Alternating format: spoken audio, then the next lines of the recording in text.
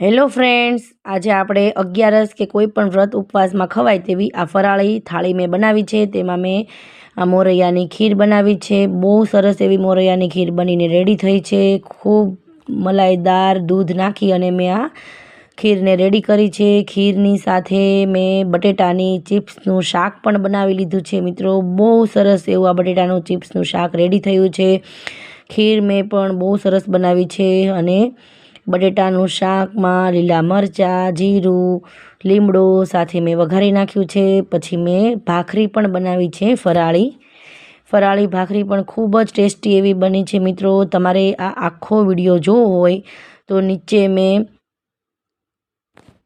Title પાસે detail recipe આપેલી છે। તમે તેની ઉપર ક્લિક કરશો તો તમને આખો વિડીયો મારો આ જોવા મળશે। 11 કે કોઈ પણ વ્રત ઉપવાસમાં ખવાય તેવી મેં આ થાળી બનાવેલી છે। બહુ ટેસ્ટી એવી આ વસ્તુ બનેલી છે। મિત્રો, તમે નીચે ટાઇટલ પાસે ક્લિક કરી અને આખો વિડીયો જોવા વિનંતી છે।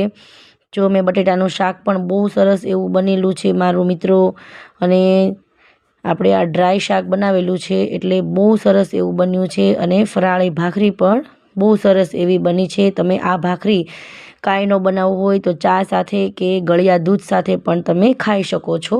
એટલી સરસ ફરાળી ભાખરી બની છે અને બધી વસ્તુ મેં રેડી કરેલી છે। હજી એક વખત કહું છું, નીચે મેં ડિટેલ રેસીપી આપેલી છે।